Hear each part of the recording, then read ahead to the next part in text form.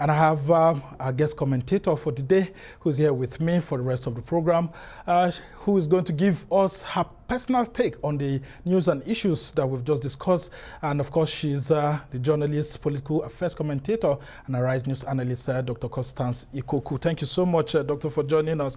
Now, let's take a look at some of the things that you've heard this security analyst discuss about Nigeria in 2023 and some of the challenges we had and how the government is fighting. I mean, he struggled so hard to convince, a lot of our viewers that this government is actually doing lots of things and the elections will hold, and people should not focus on the negatives ahead of the 2023 polls. He did a fantastic job of speaking about the government that he works for. He's obviously a very passionate, feisty speaker, and he truly believes in Nigeria. One thing that I will agree with him is that at the end of the day, Nigeria is not a colossal failure. We do have challenges, but there are, some bright sides in the country.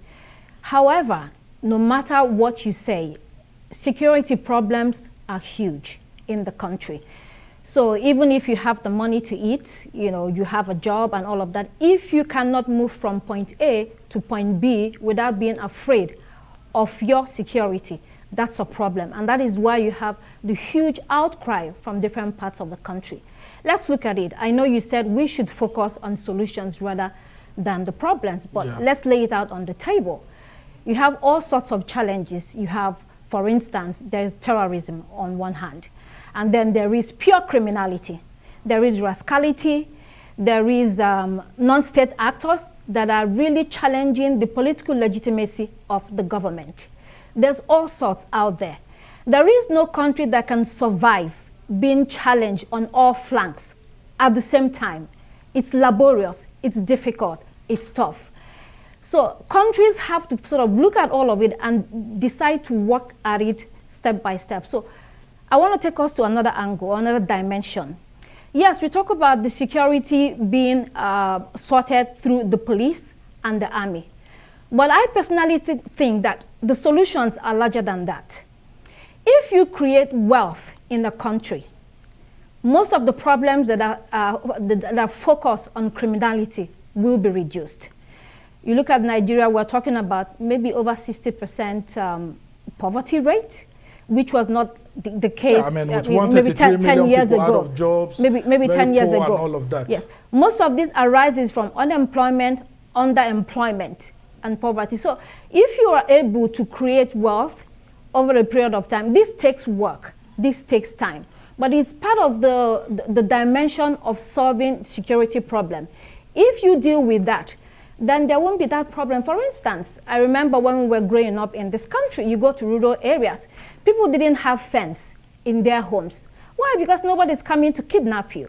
Nobody's coming to steal anything from you. They are secure. They can eat. They have enough. They're content. They have a job. They have their farms. They live off their farms and things like that. So you're not afraid for your life. But today, you have to have a fence around your homes, even in rural areas. So there is that. We really need to work on our economy. If the economy is thriving, if we have a boom and people have jobs, we will drastically reduce the problem of security from that angle. And then you have the police and the army. We have fundamental questions to answer in this country. Fundamental questions of structure. We're still dealing with them. We haven't answered all of them. He mentioned that's state why police. that centralist sort of policing and then security architecture is one that I put to him. And I was like surprised when he kept insisting that there's no problem with the functional security system that we have now. He's insisting that the problem actually lies with the subnationals, the state governments and all of that. But they keep saying that their inability to be able to have their own state police is, whittling down their own powers to be able to secure their people. It will seem that in this country, we do not have a common goal, a common vision of the kind of country we want. There are dissenting voices of what Nigeria should be. That is critical. We have to solve that. Where do we want to go as a nation? We have to go there together, and we have to decide that these are the ways. There is no magic wand. This is the way we can follow. This is one way, this is one way, and then we go together. If we're not working on this journey together, we are fighting all the time, then we are not going in the same direction. And that is why I talked about, again, fundamental questions of state have to be answered. He did have a point when he said, if you have state police, there are some states that it will be a disaster. It could work in other states. Again, we have a National Assembly.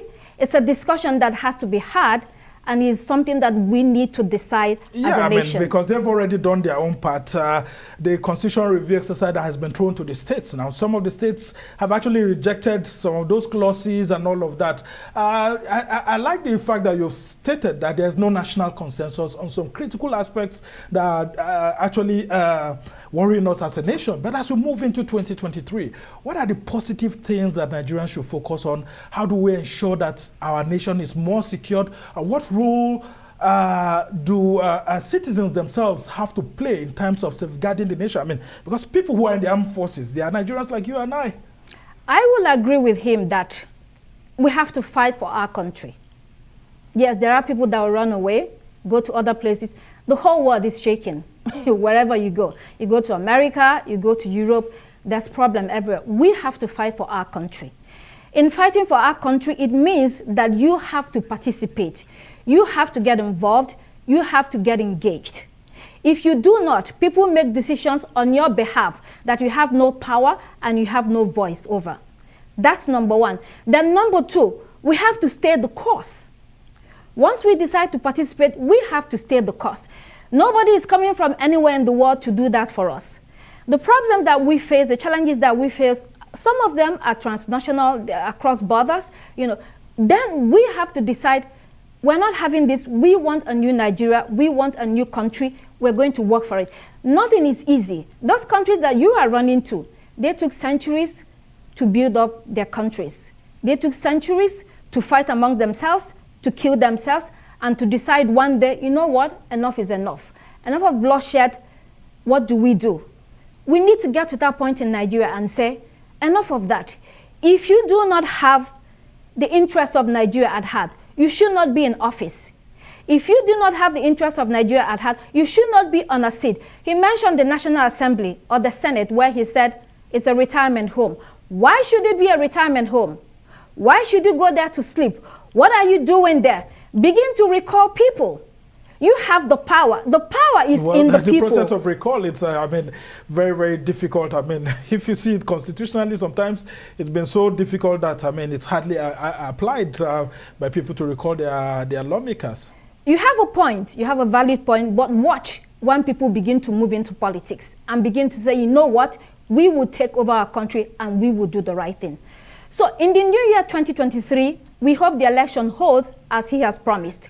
And I also agree with him. I was going to say that in 2015, at the peak, at the height of Boko Haram in control of regions in this country, elections held. Yes, President Goodluck Jonathan did postpone some elections so that they could work in the Northeast. Elections held in the Northeast, so why should they not hold next year? So in other words, people must go out, irrespective of what's going on, and ensure that they bring in a government that they actually trust. Because, from the burning of INEC offices here and there, the thinking among some people will be that it's actually to scare voters away.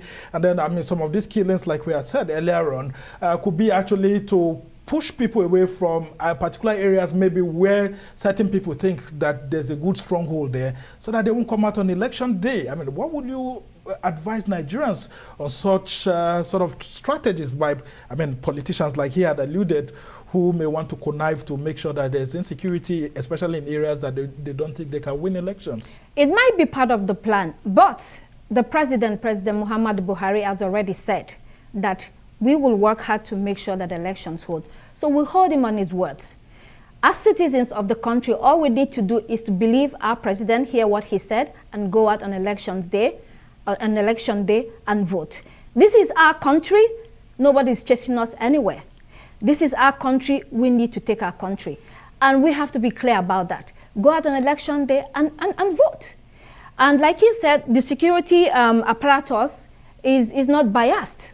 They're working for Nigeria. Neutrality that this time around, despite the fact that there's an APC-led federal government, that the armed forces will not be used. I mean, you know what's called the federal might to actually want to push opposition parties here and there. You think that this president has assured the nation enough that the armed forces will be loyal to the country and not to the party or to the president as per a person? We do not want something otherwise to happen. I mean, elections have been holding in this country since 1999. We hope that next year will not be different. But at the end of the day, after the elections, there are still questions we need to answer.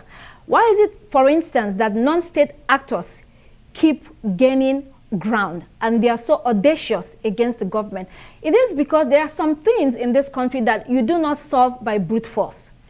There are some issues or some matters that need to be looked at politically, that might need political solution. It's not about putting the guns on the streets. It's not about putting the boots on the streets. It's about dialogue. It's about talking. It's about carrots. It's about sticks. So there are different dimensions and different levels, and the crisis is multifaceted. So there are different ways to also handle this crisis, and that's what we should be looking at. And very quickly, should we be thinking of a post-election violence strategy, and then, of course, educating citizens across the country? I mean, because with the charged atmosphere across the country, some people may want to take the laws into their hands if their candidates don't win. What do you think the government and security forces should be doing in terms of public education? So if we listen to the media, we'll not leave our homes, to be honest. But we should leave our homes. Well, it behoves the government, once again, to continue to assure Nigerians that they will do our best to make sure that the elections hold and that you are safe when we leave your homes to go to the voting booth to cast your vote. Yeah, and you shouldn't cause trouble if your candidate doesn't win. Exactly. That's very important too. Exactly. Well, we must thank you so much, Dr. Constance Ikokwu, is Arise analyst. Well, that's how it's been for this edition of Arise Prime Time. Do join us again tomorrow. From me and the entire team here in Abuja, goodbye and thank you for watching. I'm Somna Sambo.